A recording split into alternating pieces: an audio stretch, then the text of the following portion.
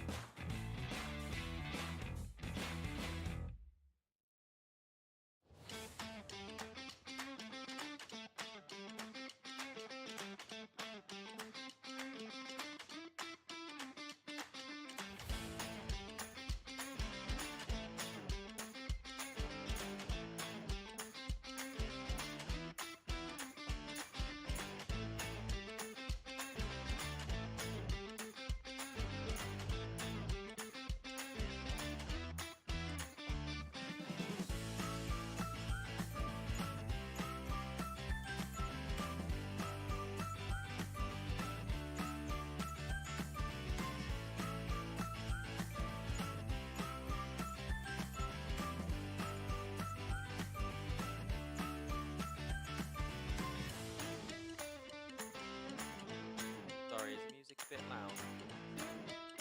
I don't normally do this stuff. So, turn that down. There, that might be a bit nicer for you.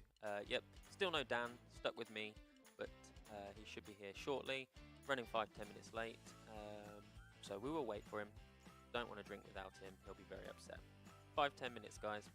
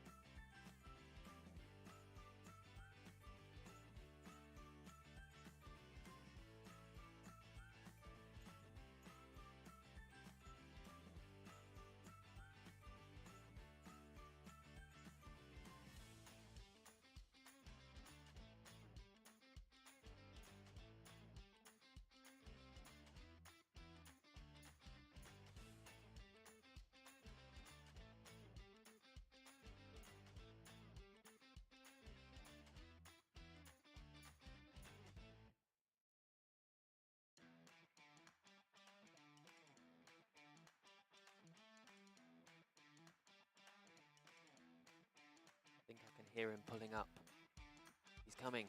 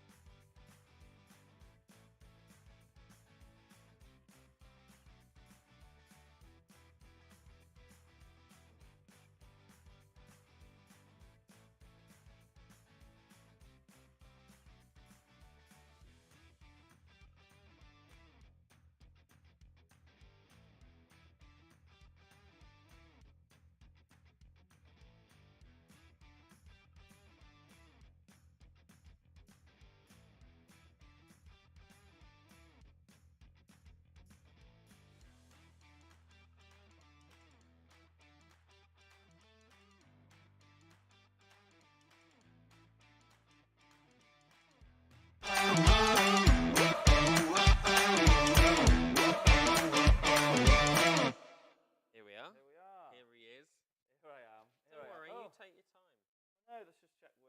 Are we? 1, 2. You're quite loud. Am I loud enough? There we go. Can you hear us okay, everyone? Yes. Hello. Welcome to this month's Try Before You Buy. Fancy a drink? Oh, tell you what. Yes, I do. Yes, I do. Let me just get Slido up and working. Let's have a little look. See. Check when no one's making any outlandish statements about the sound. Let's have a look. Yes, can hear you now, says Ginger and the Boss. Yes, Hello, you can hear us guys. and you can see us. So yes, welcome. Cheers. Get number. Well, it is number 1, isn't it? I told them to start. Have you? Oh, great. Yeah. You Some told of them. them are probably already drunk. I by wonder number why 1. people were saying we can hear you, but we can't see you, and you're very quiet. You told them to start. I was chatting to him. Oh yeah. Yeah. Oh, I was great. saying it's all your fault. We are running late also. Yes, it was all my fault. Absolutely. Blame me. It's all my fault. Right. Let's just have a little check on here. Okay. Let's get rid of that. Don't Get need rid of that. We just need to change this very slightly, just so that I like people. This is what happens when you leave the technical stuff to me. Well, I Can't like see the telly. I like people to be able to see themselves, see their messages. Let's have a look. It's not so much for this; it's more for when the words come up. There we go. Right. Hello, Okay. Helen. Yes, they've started. They've started number Good 1. job. Amazing. Great. Okie doke. So, let's open this. Wonderful. Get rid of these. We're not running behind anymore. We're not running behind. Okay. Cheers. Welcome. Good week.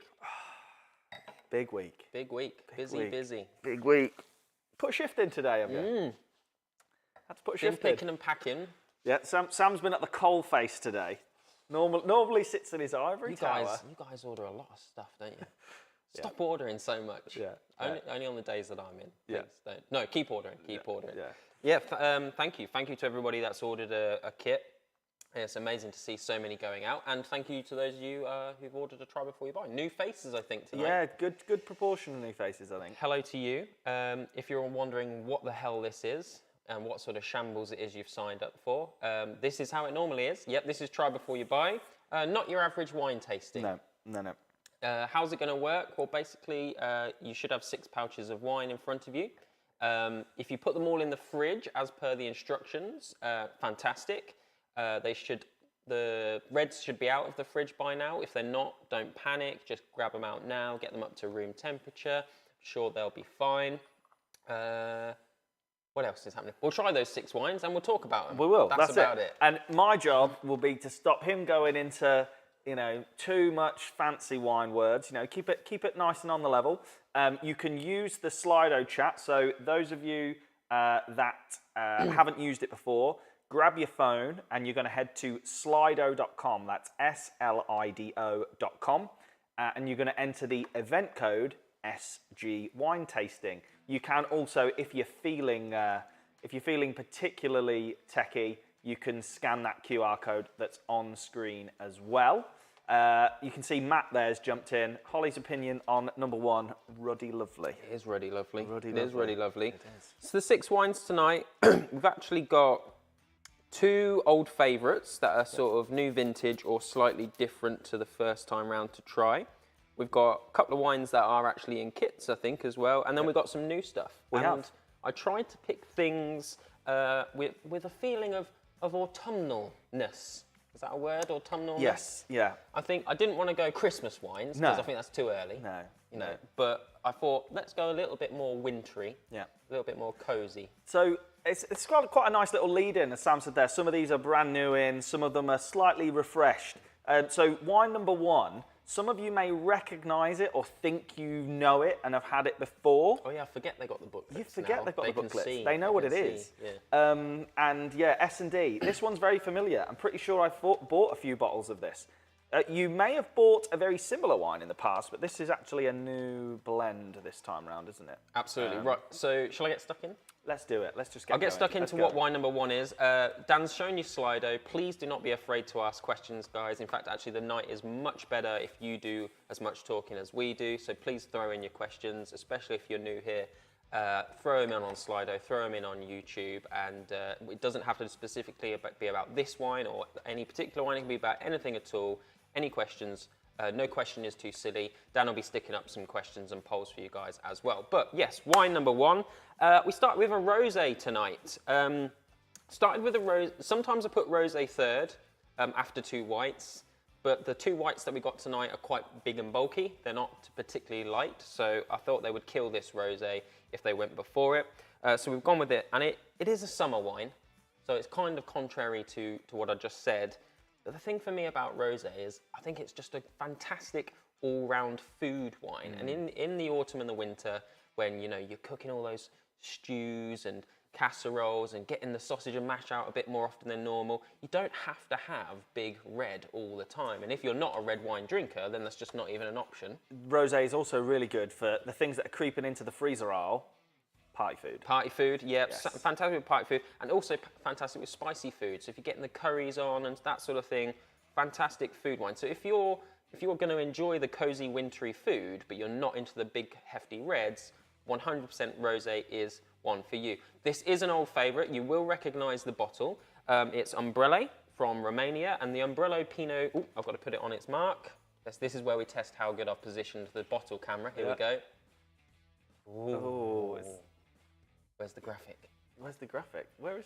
As he's. It's got a little eye on it. There we go. There we go. Look at that. Look at this. Sam had to do the setup, by the way. So this is Umbrello Pinot Rosé. You may remember Umbrello's Pinot Grigio Rosé. Easily the best seller for summer for us. We flogged tons of it to you guys. You absolutely loved it. This isn't a Pinot Grigio Rosé. It's a Pinot Noir Rosé. They made the change and we were scared. We were like, what? They've got rid of the Pinot Grigio Rosé and they've replaced it with Pinot Noir. Why would they do that? It was such a great wine. Well, why they did it was they just actually didn't grow enough Pinot Grigio, did they? Yeah. They literally don't have enough of the grapes to make it, so they had to make a decision to move to something else. They chose Pinot Noir.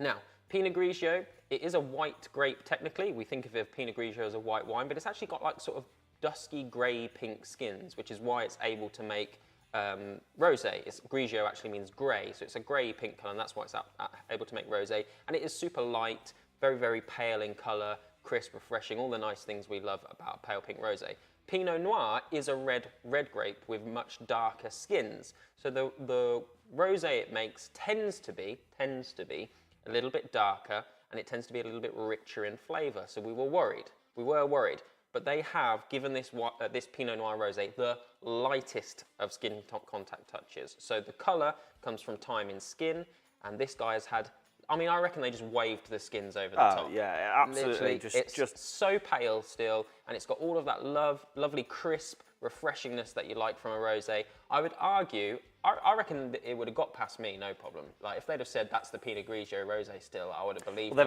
they've actually renamed it as well, haven't they? Pinot Rosé. Yeah, they've called it Pinot Rosé. They've not called it Pinot Noir Rosé. Yeah. For me, it's just as good. Perhaps even better because the Pinot Noir does give it a bit more weight. It's a bit more guts. It's not pure patio wine now. It's got more body and weight to it, but it's still everything we love about a pale pink rosé. I have in Slido launched the What Are You Tasting? Now, this isn't any kind of test. We're not expecting you to pick hints of rose petal or decaying forest floor. We're just interested in the kind of things you're saying. So yeah, yumminess, slight fizz. Slight fizz, strawberry, high acidity. soft fruit, peach, crisp. Fruity. Yeah, it's all of the above, and obviously the more people vote for certain things, the bigger they get. So you see that behind us there. Strawberry, obviously, clear winner. There is a slight fizz, a slight tingle, isn't there? Yeah, I think that's acidity, isn't it? Yeah. So acidity in this is really high still. So what they've done is they've kept those grapes super cool and cold. Obviously in Romania, it's not known for being very, very hot. It gets moderate climate, very similar to central France, areas like Burgundy, but lots of sunshine, which is great. But they've kept these grapes nice and cold, so what that means is they've harvested them fairly early, so they've not had too much late summer sun, and the coldness is what's keeping the acidity high and the sugar, the natural sugars that occur when they ripen in the grape, low. Enough to make alcohol, because we need that. And what percentage is this actually? 12. It's 12, so enough to make alcohol. So we're not talking like 10 or anything like that, a 12%er, but not too much, and kept the acidity high. And the acidity is that refreshment factor that we all love, and that's the tingle. The acidity in this is so present that it almost tastes like a fizziness, just like you get with a lemon sherbet. We get that in like Vina Verdes and things like that as well, don't Vina we? Verde, yeah, super. Even super struggle tingly. sometimes to pouch that fella.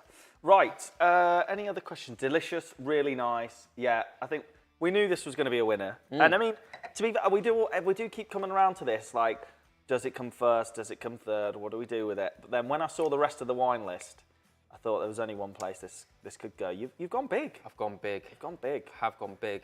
Even the lightest red is not light by any means. We've got some big boys tonight. Yeah. Anyone who's thinking of working through these wines at pace, you might want to just respect the pour because you've got some serious hitting vinos coming up here. Right. Cool. So yeah, that was wine number 1. Get that drank. Get it out of your pouch. Hair looking lovely, says Matt. Glad someone's noticed. Right. Delicious, anonymous, really nice. Excellent. I knew it would be a hit. Yeah. So always going to be, wasn't it? if you're thinking about, parties and gatherings and stuff like that over the festive period, don't be afraid to get a bit of rosé out, I say. Yeah. It's a great all-rounder. I think we've got Siobhan on. She's got a motto of rosé every day. Like, rosé's an everyday. Why not? Why not? Rosé, It's not rosé just for breakfast. It's just not a summer drink. Absolutely. And I'm converted. I was never really. I mean, it's because I was drinking the wrong rosés. And for me, I always just default to thinking about Julio Gallo and Echo Falls and that. But like, since drinking like decent rosé, it's definitely got a place. It's got a place, a time and a place, and it's very often. I've just finished writing our sort of Christmas Day guide to wine, like the full plan, start to finish. You know, fizz in the morning. We're military about this. There's precision. Precision. I've just been writing that for the Christmas Wine magazine. And rosé is my, like, you've done the Bucks fizzes, or if you're going hardcore, just pure fizz in the morning. You don't want to start hitting, like, serious white wine yet, 'cause it's not even lunchtime. What are you going to do in between? Rosé. Rosé, yeah. Rosé is the brunch. Yeah, it's the brunch of the wine. Brunch of the wine when you're talking about courses in wine. Right, okay, also get that rosé finished off and get wine 2 poured out and in your glasses. You don't need a fresh glass. Yeah, okay. God, I'm playing catch up. Still playing catch up. Beautiful, lovely, lovely drop that. So get number 2 poured out and in. Remember, you can also use the YouTube chat. We do see that as well. Or you can use the Slido to get involved in the Q&A, and that is slido.com, and the event code is SG Wine Tasting, or you can scan that QR code on screen. What about Rosé Fizz? Now, this didn't blow my mind, but you know when people make the joke about how rosé is, how you make rosé. There's a couple of different ways of doing it. You mentioned skin contact for the other one. The whole pour a bit of red wine in, that legitimately exists, doesn't it? It does, and it exists for fizz, absolutely. So pretty much all still rosé, like what we just had, it's all to do with skin contact. So all grape juice is clear, so it doesn't matter if it's a Shiraz grape, a Merlot, Malbec grape, Pinot Grigio grape, Chardonnay grape, whatever. It's always the juice is clear, and it's the skin contact, the time that the skin sits around in the juice before it's filtered off, which colours wine. Obviously with red wines, those skins stay in there for a long old time to give lots of red colour, as well as the flavours of red wine and the bitter tannins, that all comes from the skin. But when it comes to rosé, it can be anything from hours to days, but it's still, again, it's the colour comes from the skins. However, with sparkling wine, the making process doesn't allow for skin contact. The way sparkling wine is made is the juice has to be pressed away from the berries as quickly and as cleanly as possible, and it has to be very, very cool and high acid and go straight into the process that makes it sparkling. So there's no time for skin contact. So all pink fizz, doesn't matter if it's the most expensive stuff in the world or something, like Lambrusco off the shelf or something like that, all pink fizz is made by essentially being dyed by a bit of red wine. Put a bit of red in. A little splash of red wine Does in. it matter what red it is? No, in Champagne it's always Pinot Noir.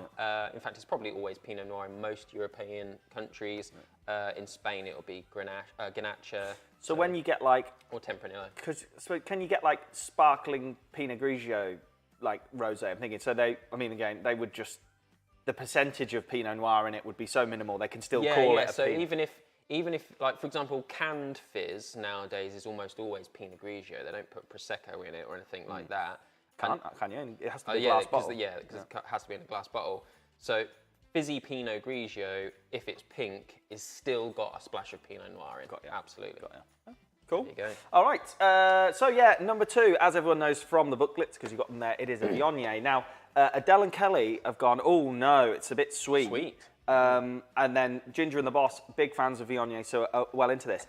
I think the stark difference between wine 1 and wine 2, Adele and Kelly, you either need to just sip through it a little bit, or get some snackage. or get some of those snacks in to, salt your palate, get yourself onto a level footing, because it's a big difference. There is a big difference. So what's happened is the acidity has dropped. So that high, crisp acidity we were talking about in the rosé has dropped significantly. It's dropped significantly because we've moved into a much warmer part of the world. We're in the south of France here, in the Languedoc. Languedoc-Roussillon, big winemaking region, just before you get over to the border in Spain. So it's about as south of France as you can get. And we've done quite a big leap here. We could have put an intermediate, sort of, in terms of acidity level. We could have put like a maybe Sauvignon. Sam doesn't do medium or intermediate. Big That's what you jumps. gotta know. Big Big jumps. jumps. Big We've done jumps. big jumps Never just, Gone from high acid crisp to boom, big wine. So acidity's come down, and because it's a warmer area, sugars come up. Sugar means more alcohol and a bigger, fuller flavour in the wine. Now, it shouldn't mean sweeter. No, it doesn't mean sweeter, but I just think it is that contrast from that bone dry, like drinking a gin and tonic, and then going to something, flipping anything else. You're going to notice that there is a bit more sugar in there. Absolutely, yeah. So They are cracking the olives and pretzels as we speak. excellent. Yeah, a little bit of salt will even that out for you, because there is a stark difference. But in terms of once the fermentation process is done and the sugars in these wines have been turned into alcohol, in terms of grams per litre of sugar, there'll be no difference, not even a difference your palate can notice. So they are equally as sweet by definition of the amount of sugar in them, but it is that drop in acidity, that crisp, tingly flavour, which is making this maybe taste a little bit sweeter. I always find this wine feels really thick. It does as feel thick. as a wine, it's like, it's that whole thing that we come to a lot around. If you're drinking red milk to blue milk, that change, it does feel really texture, thick. Yeah, absolutely. So pretty much all the time, when a wine increases in body, and that's what Dan's talking about when it tastes thicker, when a wine increases in body, it's to do with either increase of sugar and decrease of acidity. So check, that's there. It'll be extra tannins. Well, we haven't got that here because that's only in red wine. It'll be extra alcohol. That makes it taste bigger. Check, we've got 13% here, but not a huge amount. Aside from that, it also can come down to the grape itself. Some grapes naturally have much thicker skins, which in turn make a thicker tasting wine. And Viognier is one of those. So is Chardonnay, but Viognier in particular has very thick skins. And also what's unique about Viognier, and I think this can be a bit of a love-hate thing for people, is Viognier has very oily skins, sort of a waxy, oily outside to them, and you can sometimes taste that in the wine. The wine tastes waxy or oily in flavour, I think or texture. I think for me, that's why it just feels like thick rather than. I don't really pick up on the oil, but it's. Oh, I haven't put it on the mark. There you go. Yeah. It's mostly Viognier. Next one. It's 85% Viognier, there you go. It's 15% other. I would be willing to bet my bottom dollar that the 15% other is Marsanne and Roussanne. Marsanne and Roussanne are the other two white grapes that you find in Côte de Rhône. So Viognier is a Côte de Rhône white grape, and Marsanne and Roussanne is a Côte de Rhône white grape. So those Rhône varietals, super hot in the Côte de Rhône, all three of those do really, really well. So if you're drinking any white wine from the Côte de Rhône, like for example, you can get white Châteauneuf de Pape. Yes. Or any white Côte de Rhône, they'll be this blend as well. So if you like white Rhônes, you should like this. But this isn't the Rhone. This is just down the road, as I said, in the Languedoc. Because that is not Chateauneuf-du-Pape priced. Absolutely not. Much better value for money. And that's actually a common theme of the Languedoc. It's just down the road from the Rhone, similarly hot. So a lot of those grapes, so when we're talking red, we're talking Shiraz, Grenache, Monastrell. When we're talking white, we're talking the Viogniers, the Marsanne, the Roussanne. A lot of those grapes do perfectly just down the road in the Languedoc. Same sort of weather, but you pay far less for them. A lot of love for the olives with this one, and it probably will that come down to that kind of complementing oily and oily, Yeah, maybe, or so. just the fact that olives and wine are like. Yeah, I mean, this is a bigger white wine. It's not really a patio white wine like your Sauvignon Blanc, so a bit of food with it is always going to be helpful. The saltiness will make the acidity that is still in there, because it's not like it's got no acidity. That it will bring that out. It will bring the fruitiness out and make the whole wine sort of taste fuller and fruitier. So yeah, the sort of signature flavour. Did we ask them what they were tasting? We didn't. Oh, don't worry. We'll do that next time. Signature flavour for Viognier is like a tangy orange as well. I don't know if you got that. I think it's quite sort of tangy orangey Viognier. Didn't get that. Which is the one that's like? This is a complete curveball, by the way. So apologies. Which is the one that's got like a proper honey vibe? Yeah, to this it? one I think is honey. I think that oiliness. Yeah. I think the oiliness makes it a bit honeyed. I thought it was this. I thought it was. Again, we're not here to tell you you should be tasting. Oh yeah, you should be tasting honey in here. Like, it's more just it's that texture thing, isn't it? It's yeah. I think this is a great one. Honey. Yeah, somebody said honey.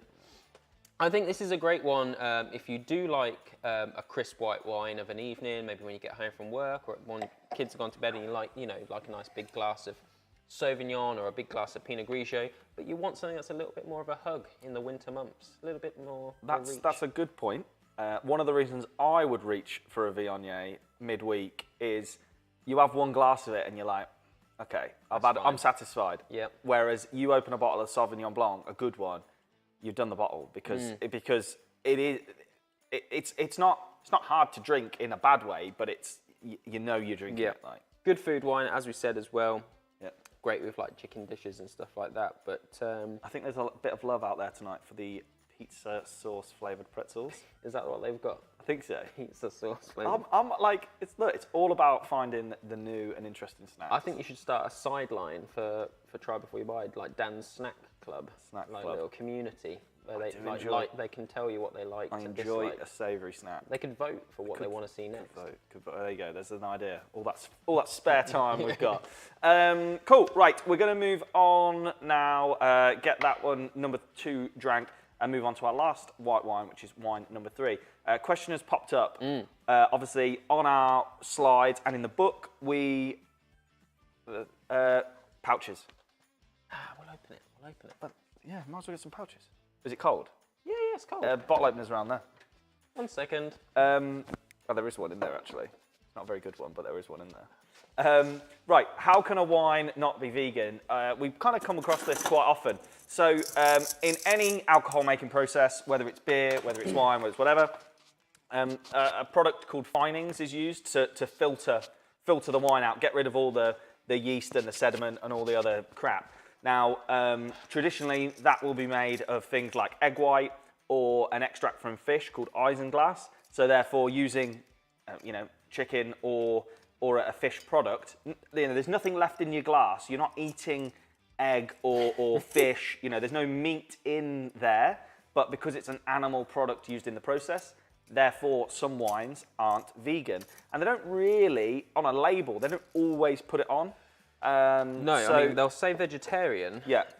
Because obviously you're not eating actual meat. But yeah, in terms of vegan, that obviously can't be animal based. And some big winemakers just won't go through the hassle of the paperwork to become certified for it to be vegan. There's obviously a process involved to put that, V on the bottles. So, when you buy from a wine store as opposed to a supermarket that knows the winemakers, we can give you that steer. So that is how a wine can not like cheese. Not many people know that cheese, if you're a vegetarian, a lot of sort of old-fashioned cheese, the rennet, which engages the process of that makes cheese, is from a cow's stomach. Like Parmesan, proper Parmigiano, it has to use rennet, doesn't it? So they can use vegetable-based ones nowadays. Can they? Yeah, but a lot of the old-fashioned cheeses are still done with it. Yeah. But yeah, I don't think there's many winemakers left now in the world that are still using animal-based filtering. No, just the proper snobby ones. That Yeah, just the really old school snobby ones. Yeah, it's it won't be long before all wine is vegan, and it's not always for the point of view of necessarily being vegan either. You know, obviously the more eco-conscious winemakers will do it, but it's, you know, the vegetable-based alternatives are actually cheaper and effective. So why wouldn't you? That's what it comes down to. Right, number 3, white wine 3. Get it in your glass. Now, before I am going to launch the what are you tasting poll on this one, because it's a bit different. Bit different. Not as indifferent to in the world of wine, but it's different to the first 2 that we've had. So. Sure. We've had this in for a while, but we've not put it on a try before you buy it for. Not put it on a try before. It's in the Spanish kit, isn't it? Spanish. Is it in the mixed? It's in the Spanish, and it's in the white kit for cheese as well. Oh, there we go. Yes, it's in the mixed, and it's in the Spanish white, obviously. Superb. A little trip over to Spain. So where are we in Español here? So we've gone Rioja. We've gone to Rioja. We don't always do that, do we? We don't always do that, but. We know the winemaker here. We use quite a lot of his wines. Good guy, got a lot going on. Yeah, Victor Manzanas. So we have been stocking Victor's. So Victor has a huge wine operation. I think I wrote in the booklet, it's like the size of 400 football pitches, the amount of vineyard space they've actually got. The operation at Victor Manzanas in Spain as well is a bottling hub. So a lot of the wines that you guys buy from us from Chile or Australia or much further afield countries, those wines are put into tanks in their respective countries and taken over to Spain to Victor Manzanas in tank and bottled at Victor Manzanas' place before they come over to us. That's got nothing to do with the quality. Putting wine in a tank for transportation is perfectly fine, has nothing to do with the quality, but it's also fantastically more ecological and has a much better carbon footprint, because shipping bottles is heavy and expensive and difficult to do. Shipping a big old tank, I think they go up to like 27,000 litres. Takes a lot of space as well. Yeah, it takes a lot of space. Is a lot more efficient. So by having a bottling plant that's local, we also have UK bottling plants. We've got one in York. But having a relatively local, on a global sense, bottling plant really reduces the carbon impact. So we love Victor's wines. We tend to, his little expanse goes between Rioja and next door in Navarra. Now we've got Navarra coming up later, another one of his. But yeah, we generally focus on his Navarran wines because we love Navarra as the neighbouring region, as the lesser known region to Rioja. We'll talk more about that later. But his Riojas are good. They are very, very good. They're premium. This isn't a cheap wine for us by any means. It's sort of, you know, medium premium, I guess you might call it. But I do love what he's doing with white Rioja at the moment. Now, the thing about white Rioja, so all Rioja, there's a lot of emphasis put on oak, wood aging. So Rioja generally will age their wines in a mixture of American and French oak. They like a bit of both. And those essentially are the only 2 available in the wine world. Somebody might write in and tell me that's not the case. There are other players, but essentially, if you want to season your wine, you do a bit of American or a bit of French. French is much more subtle than American. Surprise, surprise. So it's sort of lighter, toasty notes. American is big coconut and vanilla flavors. Think vanilla Yankee Candle. That's American oak. The Riojans like to do a blend, and a lot of Rioja out there at the moment. And Christ, there is a lot of Rioja out there on the shelves. It can really be a smack in the face for some 2x4, a mouthful of sawdust. The oaking is not done subtly. And at the end of the day, you might like a bit of oak in your wine, but really you want wine to taste like wine. What I love about Victor Manzanas' Riojan wines, as well as his Navarran wines, is they are really careful with the oak. So this has had, I think it's 12 to 18 months, actually no, it's less than that. It's 6 to 12 months in a mixture of American and French oak. And I just don't think it's too much. When this is done as a mixture, does that mean some wine is put in French, some wine is put in American, and then it's mixed together? Or do they go, right, this batch is going into that barrel, then we're going to put it into that barrel? Is it two different ones that blended together? Yeah, 2 different barrels blended together. It would take too long to put some in the one and some in the other, because you'd have to do it 6 months, go around each. So yeah, a bit of the batch in one barrel, bit of the batch in the other barrel. bring them together. Sometimes they don't do all of the batch as well. So like when I'm reading the details on the wine, it will say 60% of it went in American oak, 40% of it went in French oak, but only 50% of the wine in total went in. So another 50% of the wine never touched barrel at all. So there's a real mixture. There's also, it's a bit of a minefield, there's also new and old. So a new barrel will put loads of flavour in, but a barrel that they used last year to do the same job will put less flavour in. And they'll use barrels up to 3 or 5 years on the trot before they're not really going to do anything.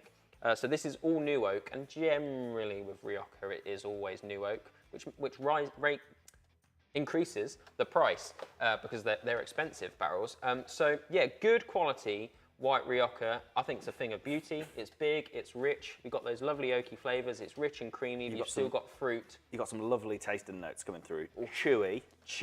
Caramel. Like caramel, yeah, definitely citrus, caramel. That would be American oak. Dryish like sherry we got. Yeah, like, woody. Well, yeah, sherry is really heavily oak aged, so we associate a lot of those flavours with sherry for sure. Woody, chewy, like pizza press. It tastes like pizza pretzels. I guess. But I think there's plenty of fruit here, and what I think is that I've tasted a lot of white Rioja that's not as good as this, and they've almost forgotten its wine. It's like liquid 2x4. I've had in fairness, a couple of cheap white Riojas in the past that have tasted what I imagine the bottom of Rabbit Hutch to taste like. Yeah. Kind of pissy acid sawdust. Yeah. And wasn't there a point in time where they were just throwing wood chips into wine? Well, it's not a point in time. They can still do it, yeah. So a lot of those big brands, the sorts of Chardonnays, for example, oaked Chardonnays, where you might see, I don't know, a yellow kangaroo on the side or something like that, it won't see the inside of a barrel. They'll throw chippings into a container to get the flavour, like those bloody chippings you buy to stick in your barbecue to create a bit of woody flavour. They'll just chuck those in, stir them around a bit to create, and yeah, it's just not good. So yeah, we don't generally champion. Rioja is great, by the way. We're not knocking it, but we just don't generally champion it because we think Navarra next door offers fantastic value for money for very similar style wines. But we had this in the Spanish kit because I don't think you can do a Spanish kit without nodding towards Rioja. And I think it's a fantastic example. Dan in the chat has asked, why do wines grown in the Old World use American New World oak barrels? Surely that won't have always been the case, or is it a style of oak tree rather than it comes from America? Oh, it comes from America, but yeah, it is it's a different oak tree. It has I can't remember if French has a tighter grain than American, I think is the way around it is. So yeah, they come from America and it is American wood. It's not like they're growing an American oak tree in France.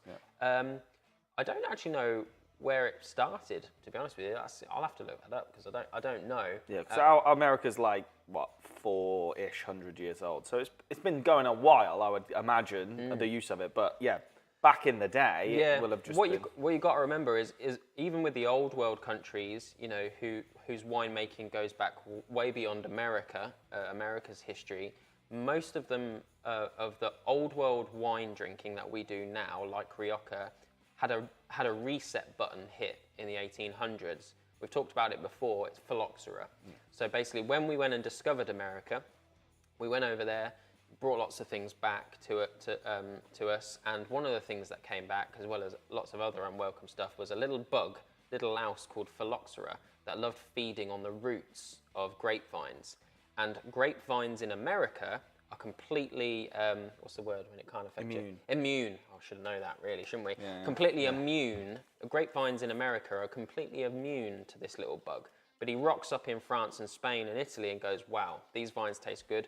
Basically decimated the entire winemaking industry in the 1800s of Europe. I mean, people in France in particular starved to death because for 90% of the people in France, it was their income, and it decimated all of the crops. Loads of grapes became extinct forever, massively reducing the amount of grapes that we have today. And the only way that we are able to survive that now is every single grapevine in Europe has been grafted onto an American root.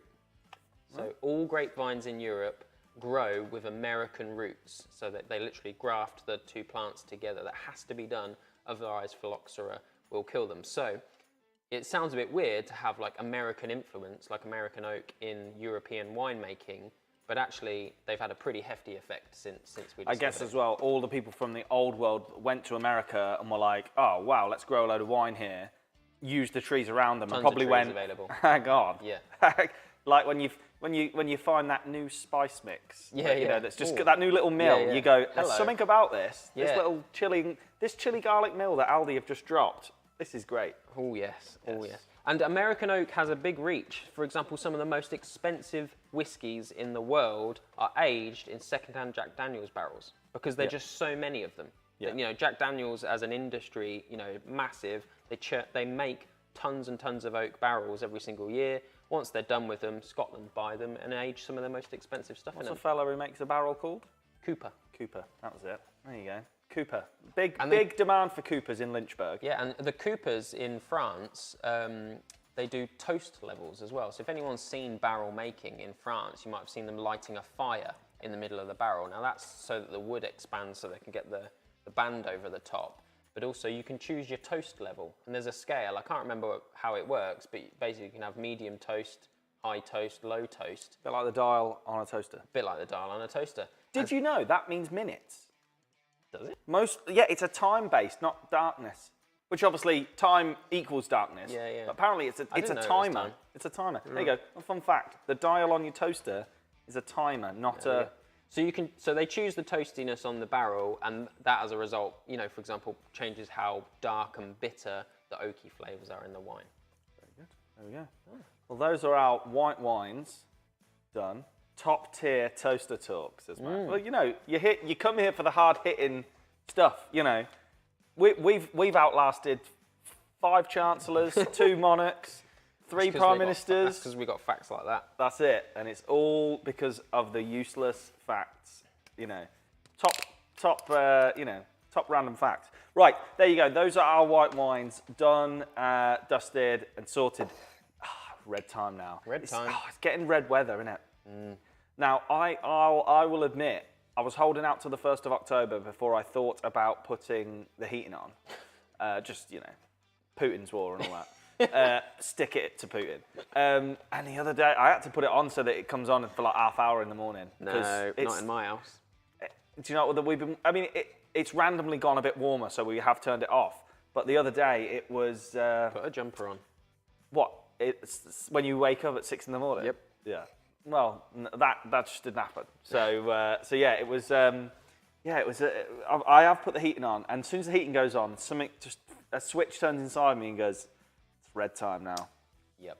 And I'm very happy to see one of my favourite reds on this table that we're sharing with the masses. Right. Better get rid of this, don't I? You know what you haven't asked them? What they normally drink. Why don't you ask them what they I'll normally do drink that now. when they have a I'll red do that wine? now. Right, here we go.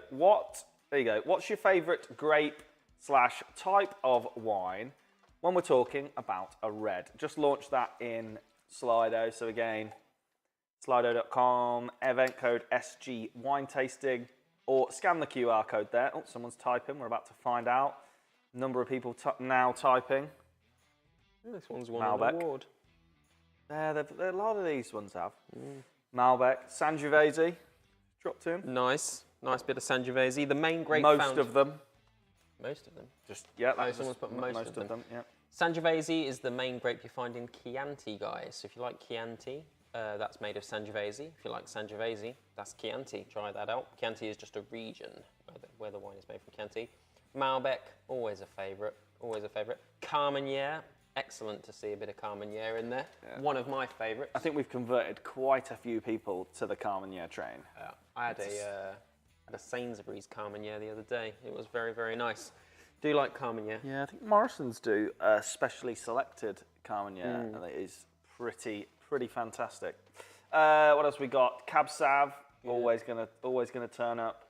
More votes for Malbec. So yeah, Malbec's winning the charge, which, you know, that's when it comes to the nation's favourites, it's a Sauvignon Blanc and a Malbec really at the minute, isn't it? That's the kind of... For sure. Malbec, super popular for 2 reasons, really. One, lots of dark fruit flavours and lots of weight and lots of body.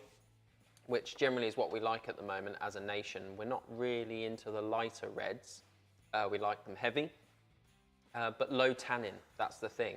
So tannin is that bitter taste, or that sort of gum drying taste you get in your mouth from the skins of red grapes. It comes from the skins and the seeds. Polyphenols is the chemical thing. It's the thing that the doctor says is good for your heart, but it is the thing that makes that bitter, astringent taste in the mouth. And we tend to prefer our heavy reds to not have too much of them. Some grapes are naturally low in them, and if not, you can use a bit of oak aging, like we've been talking about, to smooth them out, or a bit of heat, a bit of decent time in a warm climate. And Malbec is excellent for that. They tend to throw decent amount of, again, American and French oak at a Malbec to smooth out those tannins. Malbec naturally has smoother tannins for a larger skinned red grape, and what was the other? And it's a warm country, so you know that Malbec has that perfect combination. This is banging. It is a good red, isn't it? Do you know, I last time I think I actually had this was when we had it in probably about 18 months ago. I don't know why I've not had it since. It's an excellent red. So this is a lighter red for sure. Yeah. Right? I mean, I think it's 13 and a half. So it's Yeah. not super light, but it's on the lighter stage. It's Pinot Noir-y, which is definitely why you like it. It's very much Pinot Noir area. But for me, I'm not a Pinot Noir fan. I find Pinot Noir sometimes a little bit too light. I think I have to sort of go a bit more premium on the Pinot Noir to really get a bit of guts in there. Otherwise, I find it a bit too insipid. Ideas above his station, this lad. But I think this is a fantastic step up from Pinot Noir. It's a little bit more going. It's like a cozy Pinot Noir. Yeah. It's like Pinot Noir with a little bit of, I don't know, like a cinnamon stick and a little warm hug. Yeah, I mean, it's also got a bit of a backstory, so you can talk about it. Oh, I've forgotten what the backstory is. Well, the fact that it's not Pinot Noir. That it's not Pinot Noir. Okay, Yeah, right. that it's, you know, it's not just a Pinot Noir. That, Yeah. You know, there's something a bit more going on. No, there's no backstory. There's no actual story. It's What's the story? So this is Fetiesca Negra. What the hell is that? I hear you ask. Well, this has come from. We're also just being trolled, by the way, by sexfriend.biz. Sexfriend.biz. Yeah, a new dating for all tastes and ages, according to our YouTube chat. I mean, if they send customers our way, fair play to them. Yeah. Don't block them. They might send some valid customers our way. What? Sexy singles are waiting for tasting kits. Is that what's sexy singles in your area? Deary me. Deary me. Right, there we Deary go. me. Where are we? Fetiesca. Oh, not that one. Yeah. Oh, Not that one. that one. That one there. That one. Salvario Reserve Fetiesca Negra. We're in the same part of the world as our rosé at the beginning. Romania, Villa Timasuli. It's the same winemakers actually. Philip Cox is Englishman. He's out there with his Romanian wife. They started as a really tiny operation in Romania, really, really small, you know, just not known by anybody. And they're huge now. They're absolutely huge. They do a huge amount of exporting. They're winning contracts now with supermarkets as well. And you might think that would put us off them, but I actually say great for them. Like they've got wines going into Aldi, and I am all for it because they are fantastic winemakers, a brilliant operation. You might think Romania is going to sort of be, you know, all dusty carts and donkeys and pressing by foot. It's state-of-the-art operation. Fantastic wines, and you know, if they're getting their wines into Aldi, then that's just a better reason to go and shop at Aldi. So yeah, fantastic operation. They're getting bigger and bigger and bigger. We love the Umbrella stuff. You've seen all of that in. This is a little bit more unusual. This is a native grape, so Fetiesca Negra. It's actually, I think it originates from like Moldova or somewhere like that, but it's mostly now grown in Romania. It means black maiden. Okay. Ooh, a bit Halloweeny. Yeah, Black Maiden, Fetiesca Negra. There's a white one as well, Fetiesca Regala, which I think is like Royal Maiden or something like that. But yeah, very Pinot Noir-y, but it's got a spiciness. It's got a richness. It's got a bit of a warmth to it. And I think if you're going for a lighter red wine, if you're not into the big hitters and you want something a little bit lighter, a bit smoother, but you want a bit of spice, you want a bit of something going on. Adele and Kelly were split on this one. Ooh.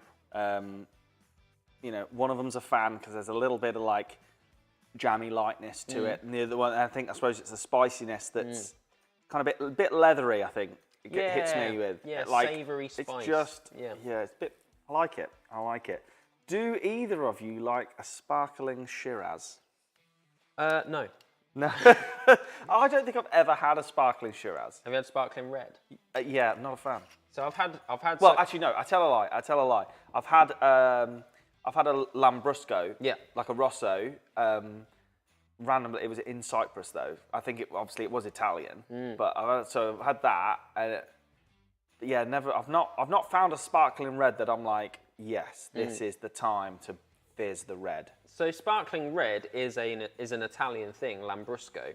When we think of Lambrusco, we sort of think of cheap rubbish, don't we? We think Lambrini, don't you? Yeah, Lambrini, cheap. But actually, Lambrusco is a region with like a really strict category system for hierarchy of its wines, just like say Chianti or Barolo or somewhere like that. And they get really expensive, but they're generally very, very good. Those sparkling reds I really enjoy. I think they get it right. Like it's got to be a light red grape like this. You can't have like big bolshy tannins with your fizz. You've got to drink it super chilled, I think, so that you're just getting the fruit and the fizz, and that's about it. But I have tried the Australian sparkling Shirazes, and I'm sorry, I'm not buying a ticket for that train. It's you're taking a grape that's big and powerful and high tannin and robust, and you're trying to sort of put it in a nice, pretty dress. Do you know what I mean? It's like putting Dwayne Johnson in a ballerina's tutu.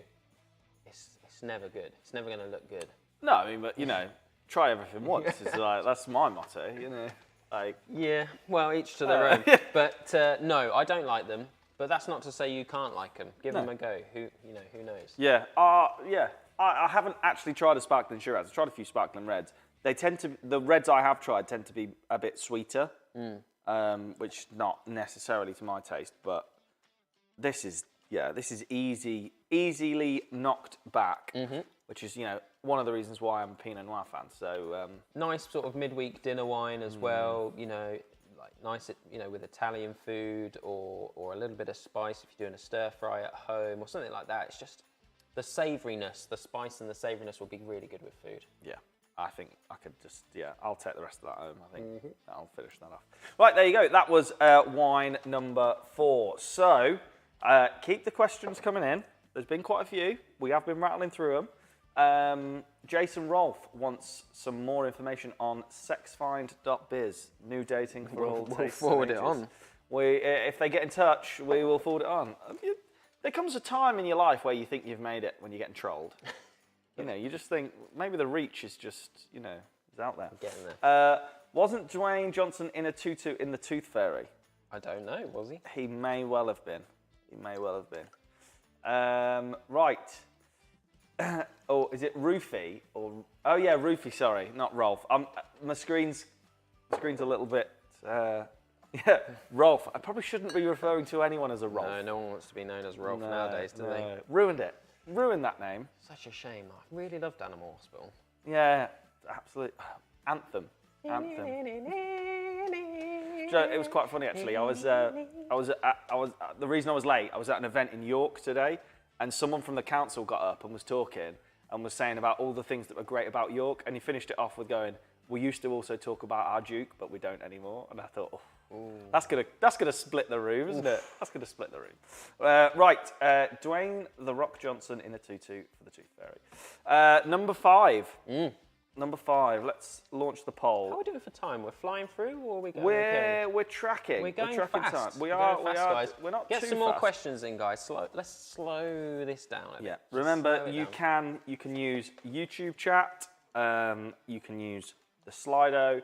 But for now, I want to ask you what you are tasting in this one. This is a new one. It is a new one, brand spanking new. I saw this drop in, and I had absolutely no idea what the hell it was, what the hell it was, what it was going to be like. I just saw it turn up, and it's got a bloody cork in it, Sam. Ooh, I've taken a gamble on this as well because it's actually a higher ABV than the one that's coming after. It's a knock it out the park. But the one that's coming after is quite heavily oaked as well as being high ABV. So I think I've got it in the right order, but I'm happy to be told I'm wrong. Yeah, something completely different. Smoky has just come in. Smoky. Let me have a good go round this before we ever talk about it, because.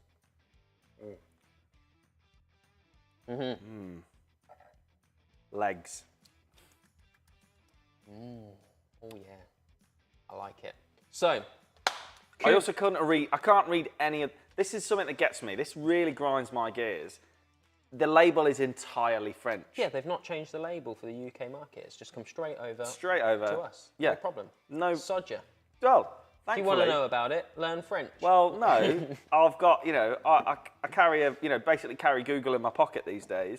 Did a quick translate on it, but this is one of the things with supermarket shopping. When you're shopping for wine, this is why people stick to the same things. They're not either they don't want to sell their wine to as many people, or they're arseholes, and I think it's probably a bit of both. Well, I wonder if they're under the belief that if their label is entirely in French, that's like a mystical. Well, the joke is, Ooh. people probably will go, this That will be must- good. That must be good. Yeah, Yeah, they probably will. I mean, all it says there at the bottom is try with red meat and cheese. Yeah, but that's because you've got the knowledge. You know the words. You know what I mean? You can translate the ancient scrolls, Sam. Most of us peasants can't. Cuvée Caroline. So Cuvée I Caroline. have known this winemaker for quite a while. Have we ever stocked their pit pool here? Who is it? Cuvée Caroline? No. No. We've not No, done we've done. Family Moran. We did Occitane, didn't we? We did Occitane. We've done Domaine Montredon. Montredon, that's it. Montredon, Okay, so yeah. there are a select few families that make Picpoul de Pinet, the white wine now that's getting super popular. If you want really good quality, you go to one of those family makers. They're right down on the Letang, which is this big saltwater lagoon in the south of France where they do all the mussel and oyster farming, and then all the Picpoul grapes are grown there as well. And so we've done a few of them. Cuvée Caroline is one that we've not done at Smash Grapes, but I've used in the past before in previous jobs. So I know the family winemaker really well. And I've always loved the Picpoul that they've done. And I've never tried their reds. Because I've always thought, you specialise in Picpoul de Pinet, and you really know how to make a crisp white wine.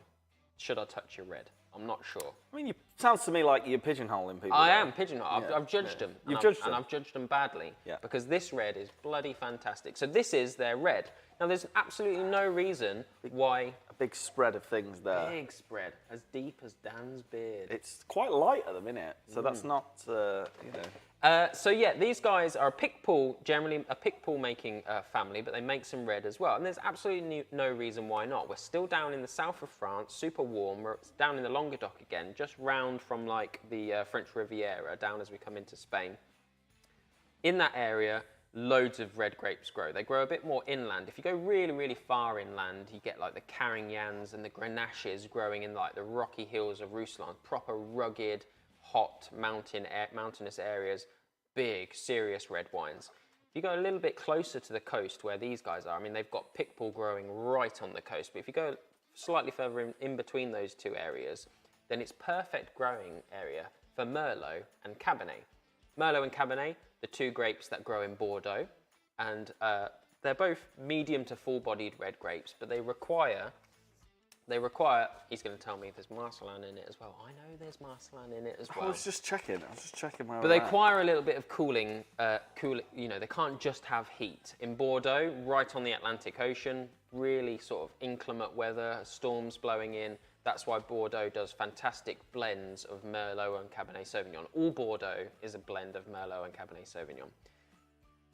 These guys have got the same thing. It's the warmth of the Languedoc, but they're right out on the coast, and so they've got these cooling effects. There's Marcelin in there as well, which is a lesser known red grape, sort of similar to Merlot, but yeah, it's similar properties. It's a little bit spicier, but the blend together, for me, at 14.5%, it's had a little bit of time in New Oak as well. I don't actually know how long, but it's had a little bit of time in French New Oak. For the money, at 14.5%, I just don't know why you would ever go for a posh Bordeaux. Because posh Bordeaux's bit of barrel time, blend of Merlot and Cabernet, lots of dark blackcurrant fruits, spiciness, savouriness, licorice. There was smoky, licorice, smoky, thick. all of this like concoction of flavour that Bordeaux is famous for. This guy's got it in spades for half the price. I mean, if this was a 14.5% Bordeaux, it'd be 20 quid. It's so good. I mean, we've already It's a had classy number. There's a couple of comments that have come in here. Very much a Kelly one. It's a bit too much for me, the lightweight. This is, number 5, you've hit high. It's big, isn't it? It's very big. 14.5 on a wine 5, Sam. That's, I think. is that normal for this region, or is it mainly for this Yeah, I mean, grape? it's hot there. It is hot. Even if you're right by the sea, and you're right by the Mediterranean Sea, so it's not like being by the Atlantic with Bordeaux. It's warm. They are going to get big and juicy and high ABV. What food are we going with this? It's a beast. I mean, I think the tannins are quite nice. It's not a face ripping beast. It's not an Aussie Shiraz like. So pour me on red meat. I wouldn't go as heavy as like some massive steak or anything like that, because the tannins are pretty relaxed, I think, and I've done a great job of keeping the tannins rounded, maybe with the oak and the warmth and stuff.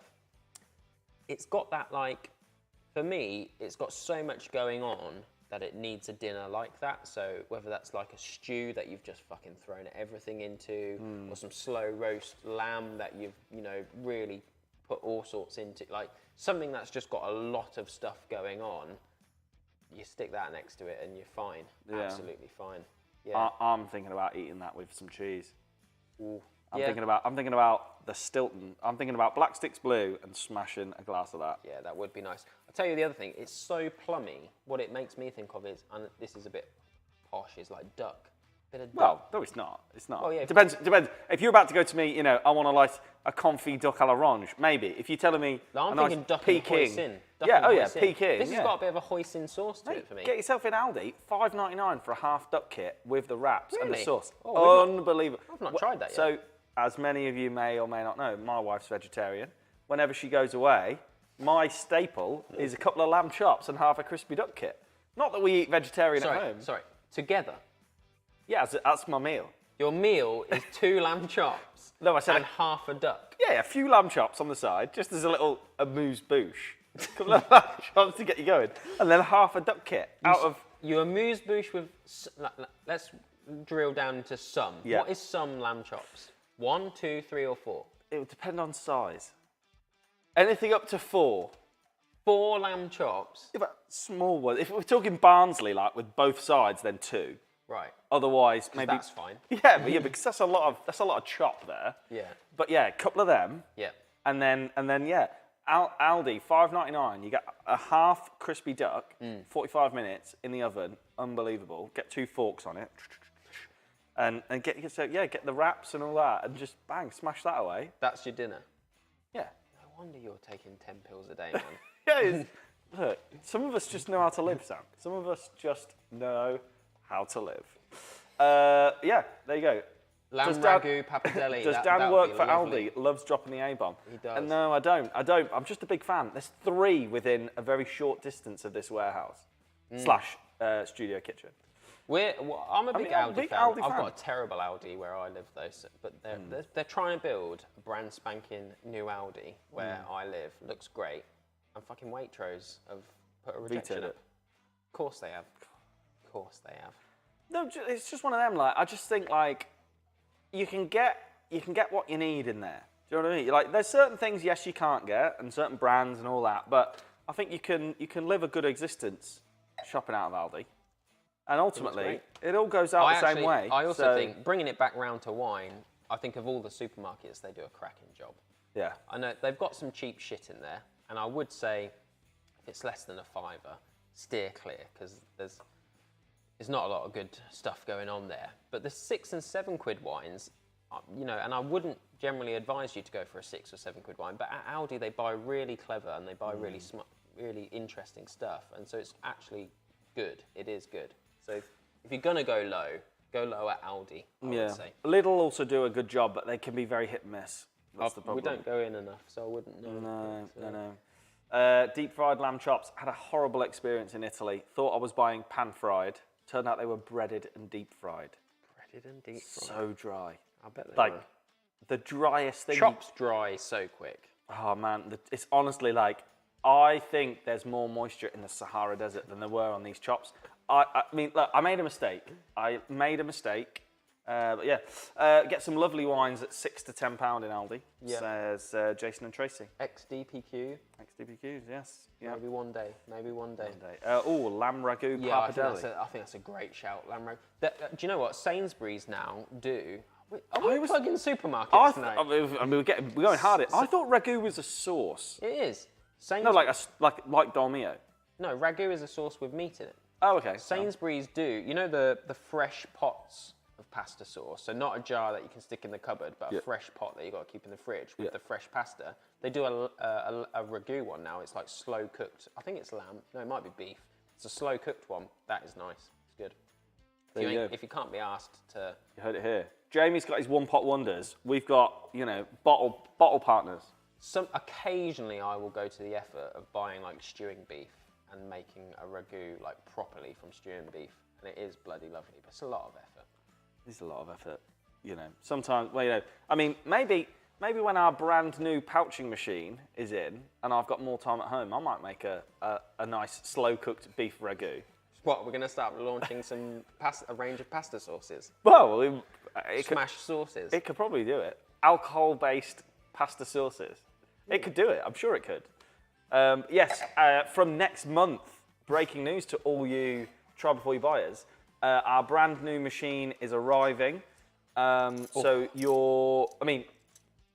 technically, you'll no longer need to put the pouches in the fridges when they arrive. No, you I mean, shouldn't. you still will want to because... Yeah, why not? Why not?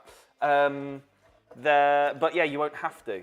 No. You can. So your reds can just stay out, and your whites will. You put them in the fridge, on the day or whatever. Yeah, and for general kits, not Try Before You Buy, but for general kits, I mean, we're pretty confident the machine, because we're using food-safe argon gas. Food fresh. Will mean that the wines will last at least 3 months, but we're going to test them all the way up to 6 to see where the quality drops off. But at least 3 months on those wines with this new machine, which will be awesome. Yeah. I've been advised by our legal counsel that we should also talk about the benefits of Tesco and Asda. Asda's specially selected. What is Asda extra? Asking the wrong guy. No, I'm an from the Asda. south, mate. We don't see Asdas. Do they You not? have to travel a long way for an Asda where I live. I mean, Asda's own range of wines isn't that bad. Yeah. They've got quite a few good. Tesco's. Nazis. See what the legal counsel think about that. I wasn't going to drop the N-bomb, but no, what I was going to say is that Tesco's do a cracking pic poudre de Pinet. Oh yeah, they do. That's right. down. My Tesco's garage does do a good. Yeah. Pinet. It tends to float around £9, but sometimes they drop it to like £7. I fucking hate Tesco's finest. My mum loves a Tesco's finest meal, and I think they are Sure, shit. I think it's a generational thing with Tesco's. The black label, Tesco's finest meals, she loves. Oh, they are shit. I can't say I eat a lot. I mean, as someone who regularly knocks back a couple of chops and half a duck, I don't eat a lot of ready meals. Oh dear, you might be surprised by that. Not a big ready meal. I don't eat any ready meals, but no. Tesco Express or Tesco Garage, which do you prefer? My garage is an Express, I think. I don't know. Is there a difference? I don't know. Metro. Metro's a shop, isn't it? I don't think it's Metro. No. And A and J want us to mention Heron Foods. Unless you're buying lamb chops, I wouldn't go into Heron Foods personally. Right. I'm in. You're in. Struggling with that. Right. We've finally entered bottle number 6. Do you know the thing that gets me about this? So the deliveries come into the warehouse and I unpack everything and check, I've ordered the right bottles because often I won't. And I'm expecting Cuvée Caroline, right? And this says Morin Langeran on the bottom. This says Cuvée on the back. Cuvée Caroline on the back. I didn't look at the back, I looked at the front. And it doesn't say anything related to the name. Langeran. Yeah. Do we know what that is? Well, Family Moran is what I know them as, but maybe they're now family. Maybe they married somebody. I know somebody with a surname Langeran. Langeran. Yeah, do you remember Fern? Yes. Used to live with me. Her surname was Langeran. She married into Maybe she the has. Moran family. Who knows? Right. Okie doke. So Get that bloody drunk. yeah, I'm gonna. God, I'm talking to the people. They wanted to know about supermarkets. Stubby bottle, this one. Stubby. What does that mean? I have no idea. Does it make a difference? Let's put it on the table. I don't know why they've done it. Put it on the table. Looks good though, doesn't it? Stubby bottle. So what are we saying? Is that is it any sign of anything beyond the glass they've used? No, style choice. Must be expensive as well. Yeah, because your normal wine bottle is because they're actually wine bottle styles are actually grape names. Am I wrong? What? Like the shape of a wine bottle. Oh yeah, so this is a Burgundy style because it's this with the sloped. Yeah, absolutely. And then so the different shapes of the wine bottles. Yeah. Same as glasses. If Yeah, you're has into posh they glasses. have names related to the grapes. Is that related to the grapes that are in them, or is it just to give them a name? No, I think that's just like Burgundy. Always stick it in this, so we'll call that the Burgundy.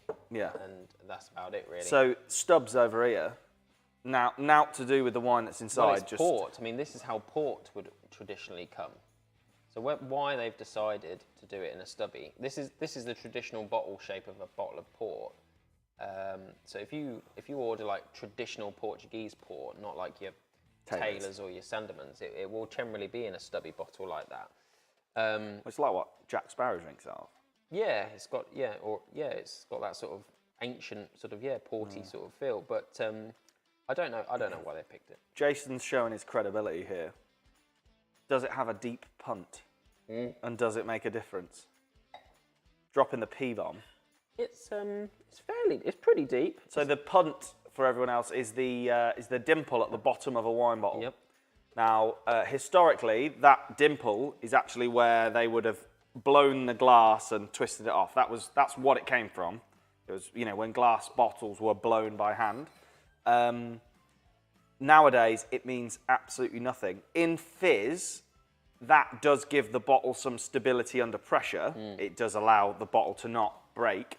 But in a still wine, it means absolutely nothing beyond decoration. Really, yeah. I mean, so there was an idea that you need a deep punt for really old, expensive wine to collect like sediment in, but that's fairly irrelevant. And that nowadays. in reds, I mean, is that we've had a couple of reds that have it. To be fair, the ones we've had sediment, like actual grit in the bottom of the bottle, have tended to be the slightly more left wing organics. Yeah, you just than don't get anything. It, really. The filtration nowadays is spot on. You just don't get it as much. Some people leave it in purposefully, though, don't they? Yeah. I mean, some leave it in purposely, but also really, really old vintage stuff. If you had a bottle of 1975 something or other, it would have it in. And port, tends to have I mean, it if you've in. got a bottle of 1970 that you're just knocking out, you're probably not tuning into Smashed Grapes, are you? But Who knows? who knows? You never know. Well, a bit like sexfind.biz, tasting for all ages and tastes. You never know. Who knows? Right. No one likes a flat bottom, says Anonymous. New word unlocked for Adele and Kelly. Right, number 6.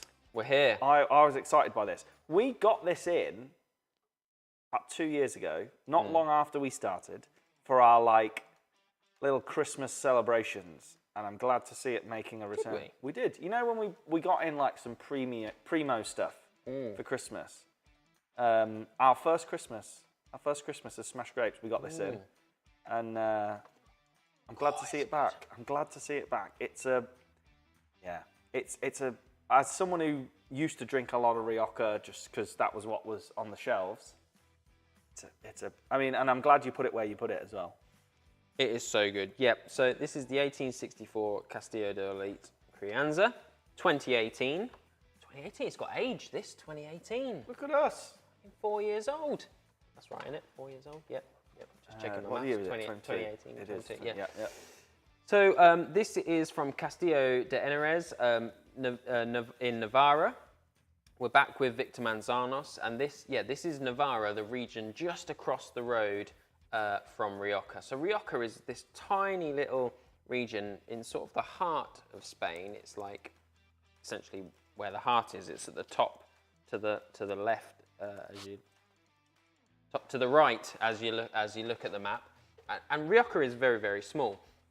But just off to the side of it, just off to the right-hand side of Rioja as you look at the map, there's another region called Navarra. And Navarra, the thing about Rioja is it's very traditionalist as a region. There's lots of really strict rules. If you grow wine in Rioja, you can be subject to 3,000 different tests a year. 3,000 tests a year. Wow. It is mad, isn't it? They do so many tests, and it's to do all sorts of things. How often you're watering the grapes, whether or not your wife looked at them this morning. It's mental. They're super traditional and they're very, very strict. Across the road in Navarra, they're like, hey, we're here to make wine that's tasty. Whatever leads towards that will be good. So they have a lot of similar grapes. They've got Garnacha and Tempranillo, which is what all Rioja is made from. So Rioja is a region, and all of the wine is made from a blend of Tempranillo and Garnacha. Garnacha being the Spanish word for Grenache in France. They have that over in Navarra, but also in Navarra, they're like, we welcome anybody. So they will also have quite a lot of French grape varieties. So they'll take on Cabernet Sauvignon, they'll take on Corvina from Italy. They'll take on a real sort of mix of different things, all for the effort of just trying to make tasty wine. And what you get is this really cool like hybrid effect of Riojan grapes and Bordeaux grapes, two of the, you know, the leading lights, if you like, of big red wine, coming together in a region that can do whatever the hell it likes with it. This guy is their 18-month in oak barrel, sort of top-end red. It says Crianza. Crianza actually means a minimum of 12, but they've gone for 18 because, hey, why follow the rules?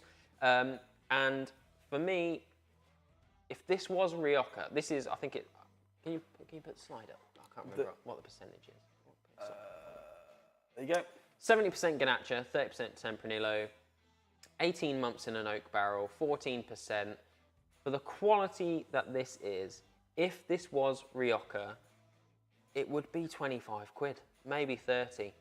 It's fruity, it's dark, it's rich. The oak, you wouldn't know it's been in the barrel for 18 months. It is so subtle, but it's adding to the spiciness and all that sort of stuff.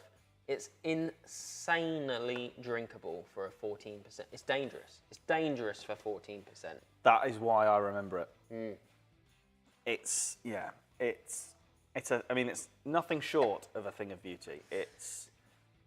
You could get yourself in a right load of trouble around the dinner table with this. Get a few bottles of it flowing, everyone's chatting. They've forgotten that they're drinking 14%. I mean, I think you could do that with the one before at 14.5 as well. Possibly. Especially because you could just have cooked a big pot of something in the middle. You know where there's like communal spoons? I mean, either of these, to be fair. Rioja's good for a good like stew kind of vibe because, you know, Goes really good with lamb. Yeah. Garnacha and Tempranillo, really good with lamb. Yeah. But yeah, the reason I put this in as a premium option, because it's 11.5 quid, so you know it's premium for us, is that we tend to, I get this a lot, right? People want to buy me a birthday present. They think, oh, we've got to buy some wine. I don't know why. Well, I mean, there's shelves of it over there. But they want to buy me a birthday present. They assume Rioja must be good. And so they buy me an expensive Rioja. You probably get the ones that have got that like gold netting around it in a bottle. Yeah. And that's lovely, and I don't want to sound ungrateful. I'm ungrateful. You are ungrateful. Yeah. But expensive Rioja, you're paying for Rioja, the name and the location and the history and the 3,000 checks a year and all of that sort of stuff. Across the road in Navarra, you've got wines that for me are doing all of what Rioja does with oak aging, with grapefruit from Tempranillo Garnacha. They're bringing in other grapes from Bordeaux. They're just doing a cracking job, of making a big red wine at half the price. This would be double the price, if not more, if it was a Rioja wine. I think it's bloody great. It's top rate. And you know, so I mentioned before this new pouching machine that's coming in, right? We've got this, without getting too technical, we've got this system of taking bottles to put into the tank to pouch it. I actually had them make the rack suitable to hold these because I had one of them knocking around. I went, these wines are coming back. And yeah, it's... And I just think also thinking about Christmas and thinking about the festive period, we like to get in the mood, don't we? We want to splash out at Christmas. And if you're hosting this year for Christmas or you're hosting a party, it might not be Christmas, it might be something over the next few weeks or whatever, if you're hosting a party or a dinner party, or just got a couple coming around for dinner or something like that, and you want to put something nice on the table because, you know, you want to look to be, you know, putting some nice things on the table. Now more than ever, we want our pounds to be going as far as possible. Don't buy Rioja. Don't buy Rioja. Don't pay for brands and stuff like that. Stick this on the table and just let people try it.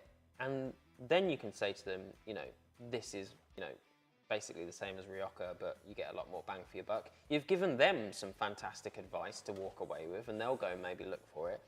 But I just think, you know, there was that time where you might pop round to somebody's house with a bottle of wine that's far more expensive than you would normally pay for because you want to be like, hey, how's it going? Yeah, but it's like when I remember being like, when I was at school, if you had a Netto carrier bag, you get shamed. Supermarkets again. What happened to Netto? I don't think they had anywhere that a carrier bag is more expensive than a tin of beans, I think has got their priorities mixed up. Miss that dog. Yeah. But yeah, so when you used to have a Netto bag, it was a bit like, oh, you're poor. Whereas now it's a bit like, you go in with an Aldi bag and it's like, oh, great, you don't overspend on food that you're just going to poo out anyway. You're a savvy shopper. So yeah, it's all of that. Roger, number 6, great. More votes in there for number 6. White won. We knew it was going to be popular. It was going to be, Roger describes it as an elegant wine for number 6. I love Rog. An elegant. He always brings a bit of class to the evening. Bring a bit of class. Did you see?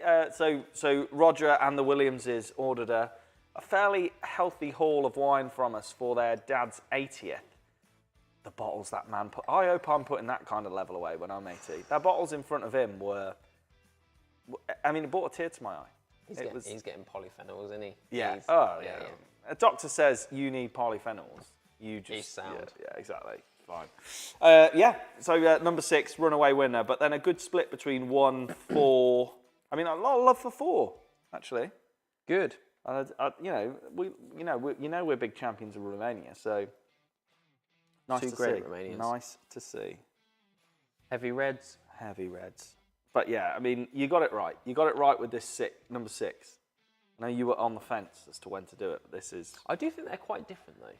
I think this is smooth and dangerously easy drinking, classy, very good. This is a bit odd, bit weird, bit left field. It's spicy. I don't know what's going on. You know. Yeah. I think that's more group of people friendly. Oh yeah, This one's 100% dinner table. Plonk it down. Let everyone have a little go. No one will turn their nose up at it. Yeah, this one's a little bit more like, oh, what have you got there? Yeah, what's this? Yeah. Yeah, definitely. Nothing wrong with either. Are you fans of Austrian wines? We recently visited, did a vineyard tour and loved it. Absolutely, yeah. Love a bit of Austria. Cool. I love a cool climate white, you know, super cool climate as well. I like it to be from somewhere where there's a little bit of snow somewhere nearby. Really, really high acid, crisp, and yeah, Austria, fantastic. Gewürztraminer, brilliant. Gruner, fantastic. Yeah, big fan of the Austrian wines. Yeah, we've got a couple of Austrians in at the minute by Funk Steel. So we've got the Gruner Veltliner, we've got the Riesling in. I don't think we've got any Zweitgelt in at the minute, but that's a good red. Yeah, that is a good red. Yeah, check out Funk Steel if you enjoyed your trip to Austria. Did you say 1 and 4 were the same area and producer? Yes, they are. So the first wine was Umbrelle Pinot Noir, and number 4 was the Solvari. So the Solvari is the kind of more premium label from that winemaker called Cremel Racasse. We've got a whole range of Umbrelle and Solvari wines, and we've got the absolute behemoth of a try before you buy wine, the Calasari Vinal Veri. Oh. Yeah. I mean, it's a summer wine. It translates to summer wine. We've got that as well, which again, Calasari, Umbrelle, Solvari, they're all by Cremel Racasse. Same people, English guy, fantastic. Yeah, all fantastic. Great wines. Not sure number 6 will fit on the wine rack. You're just going to have to drink it then. I think it will, you know. It's got a heavy taper to it. Yeah, you think because it's shorter, it must be a lot wider. But actually, the width is quite similar to, you know, some of those posh Malbecs you might buy that are full size and stuff. So, I think it does, but Yeah. I don't want And to be if- held to account. No, I think it would. Do you know what? It probably, if you've had any posh French stuff, your Fleurier or your Yeah. Provence Rosé with a bit of a shape to it, it'll. That Yes, we've reminds got a me, bottle of Fleurier. Where did that flurry come from? We need to send some samples to a college in Oxford, and they want a 2018 Fleury. Get that fucking posh shit out of the kitchen. They want a sample of it, along with some of our more championed Romanian stuff. But they wanted that, so it landed for. Don't buy flurry. No. There you go. Yeah, that's it. Right. Well, thank you very much. Number 4 was good, but too easy to drink. 6 for Chris and Michelle. Yeah, we know you people of class. We know you people of class. So it is good. Very good. Right. Well, there you go. That was this month's Try Before You Buy. November. Oof. End of November. Oof. I mean, how are we already here? That's going to be our Christmas selection, isn't it? Yeah, we'll definitely do a Christmas selection. Yeah, Because that gives people time to order it in ahead of Christmas. absolutely. So November will be our Christmas wines. So we're not sure what that actually means, whether that means Christmas know Day what or it means. across the period. I've got some things. But yeah, so next tasting, which is I think the 27th of 25th of November. Black Friday. Black Friday. We've got some great Black Friday deals. Yes, we have. We were a bit unsure as to what to do for Black Friday because ultimately our prices are actually quite good generally. There's no room left to this. There's no room for discounts. But what we've done actually is we've gone out and we've sourced quite a few different wines and we're going to do you a great deal when you buy them by the case. Yeah, so they're actually wines that you wouldn't have had in a Try Before You Buy, I don't think, generally. They're wines that are firm favourites that we wouldn't normally stock, but we've gone and sort of used our knowledge and our reach to find a good deal. So what we've done is we don't stock New Zealand Sauvignon, but for November, for the whole of November, forget Black Friday. It's Black November. I mean, it's a hallmark. It's a holiday, hallmark. isn't it? For the whole of November, we have found a New Zealand Sauvignon Blanc. We wouldn't normally stock New Zealand Sauvignon Blanc because we don't think it delivers value for money Sauvignon Blanc wise. But we found one and we've got a fucking cracking deal on it. And we've absolutely destroyed the profit margin on it so that you guys can benefit. So if you'd like New Zealand Sauvignon Blanc, it's Antmore Signature Series New Zealand Sauvignon Blanc. It's cracking tasting white wine, and we've absolutely destroyed the price on it. When the supplier sees what we're selling it for, we're going to be in trouble. So buy it quickly. We've done the same with a Malbec. So we've absolutely destroyed the price on a Malbec.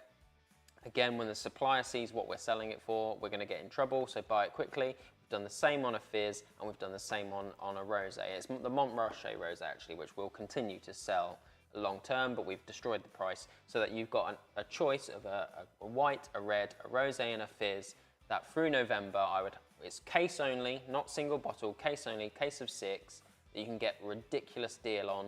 So I would stock up thinking about that Christmas period and parties or gifts or whatever. So we'll do that. We've got 2 new kits coming out as well. We do. The Go Big kits, Go Big Red and Go Big White. I've picked 6 wines that I would consider best in class if you've got unlimited money to spend. Now you might think, fucking hell, Sam, well, what does that mean? Well, they're all about 15 to 17 quid a bottle generally, but we've made a kit which is $29.99, which means you get to sample six glasses of those 15 to 17 pound wines, so great value for money. And that gives you the opportunity to try a bottle of wine that is 15 quid a go. Just try a glass of it and think, hey, I do like that one. I'm happy to venture the 15 quid for it. And then you can come back and use your £10 voucher that you get in the kit off of the bottle, or maybe you'll grab a case of it or whatever you want to do. But thinking ahead to Christmas, if you do want to splash the cash a bit, I know what it's like. You want to spend a little bit more money, but you're like, oh, I'm not sure if it's going to be the right one. Well, with the Go Big cases, Go Big Red and Go Big White, I've picked 6 of what I think are the best in class for red and white at that more 15 to 17 pound a bottle level. Give them a try first before you come back and shop for them. So they're $29.99. We are going to slash the price, aren't we, for November on those as well? Apparently. So we're going to knock that. I don't know what we're knocking it down to, but it'll be like 22, 23 maybe as low as 20, I don't know. But we're going to slash the price on that for November as well. So again, a perfect opportunity to try something premium before the Christmas period kicks in. I mean, ultimately, this is just meaning I've got to get the machine working. Get busy, boy. Yeah, get it pouching. But yes, take a little look. We'll be doing a few different offers. Remember as well to use your referral codes. We're seeing a lot of referrals now. Like, you're being very good with the referrals, which is amazing. So, like, yes, massive thank you. Keep it up. You can give your friends 20 quid off their first order, and then when they order, you get a £20 voucher as well. So keep the referrals up. And, you know, a little plea from me to you as well. We've got very, very busy in the last couple of weeks, and we've had 1 or 2 customers that, frankly, have been arseholes. Oh yeah. We've had in the last week we've had 2 1-star Trustpilot reviews for things that are completely out of our control. I'll be completely honest with you. People are harsh. They are very harsh, and they don't quite understand the impact on a business that is basically just us 2 clowns. So if you've got a minute, 2 minutes spare now, and you fancy just doing a quick Google for Smash Grapes Trustpilot and giving us a little review, very much appreciated to help us get rid of those couple of shitty reviews that, frankly, well, we had one lady, for example, that emailed in, you responded to her, dealt with her inquiry, and 5 minutes after you dealt with her, she went on to Trustpilot. I think I might have said TripAdvisor, but I meant Trustpilot. Trustpilot, yeah. She went, about 5 minutes after. There's no pleasing some people. Yeah, Kelly is a review queen. She's on it. Get on it, Kelly. Get on it, Kelly. Thanks, Kelly. Thank you. And troll the other one for us. Yeah, troller. Right, but no, thanks a lot. I say, we'll be back end of November for our Christmas selection. Keep an eye on your emails. There's going to be deals coming out on pretty much everything from store. Have a lovely weekend, and we will see you in a couple of weeks. Don't forget, next week, Unbottled. Oh yeah, that's next week. Yeah. So we've started a new tasting series called Unbottled. It's also a podcast available on all the major streaming platforms. Oh yeah. What we do is we work with our man in the field, Justin Sims, who is at The Wine Nerd, and we set him a task. So last week we told him to go and get a bottle of Oyster Bay Sauvignon Blanc and find us 3 alternatives in the supermarket that offer better value. This month, or this week, this time, what are we doing? We're doing Malbec. Is it a Trivento? Are we taking the fight to Trivento this week? No, it's Jamshed. Is it Jamshed? I think so. Keep an eye on your emails. We're doing a red this time. I think it's Jamshed. So next Thursday, it'll be a free tasting. It's on Facebook, YouTube. We'll send you an email to let you know what we're doing. But we'll take a big name wine, and Justin's going to pick 3 from other supermarkets because we treat all supermarkets fairly and equally. Apart from Tesco, then. Apart from Tesco. Well, Sam believes Tesco are Nazis. You would take one of their wines and we'll do a little test with them. Yeah, and so you can join us. You can either go out and get Jamshed, because I think we're doing Jamshed next week. You can go out and buy Jamshed if you want and join us with Jamshed. Oh, it is Jamshed, isn't it? Yeah. Or go out and buy your favourite Jammy Red. And what we would like to hear, if you're going to join us, go out and find your Jammy Red and then come on and tell us. So watch the live stream on YouTube and Facebook. Or listen to the podcast and then message us in and tell us what you went out and found. Justin's going to find 3 fantastic alternatives at great value. If you find something fantastic, let us know, and then we'll let Justin know and we'll talk about it as well. Yeah. I'd also love to know what big brands you're buying so that we can pick the next one. Yeah, so we can pick the next episode. So let us, if there's an episode you'd like, if there's a wine that you guys love that you'd like us to find 3, or like Justin, to find 3 alternatives to, then let us know and we'll put that in the next podcast. Awesome. Yes, so that is Unbottled, and that is available on most streaming platforms, and it'll get better. Like we're learning. We're learning. It's our first time doing it. We'll get better at it. But yeah, thanks a lot. Cheers. See you next time. As again, can Justin not give us a heads up so we can get the same? He can't give us a head up. He can't give you a heads up on the wines he's picked because that takes the time. We'll give you a heads up on the style and original brand of wine. We could ask him about the wines he's picked. But it kind of gives it away, though, doesn't it? We'll work that out. We'll discuss that. Maybe, it's possible. Yeah, Adele and Kelly, we'll work that out. Yeah. But yes, right. Thanks a lot. See you soon. Have a lovely weekend. Bye-bye. Thanks, guys. Bye-bye. Cheers. Bye-bye.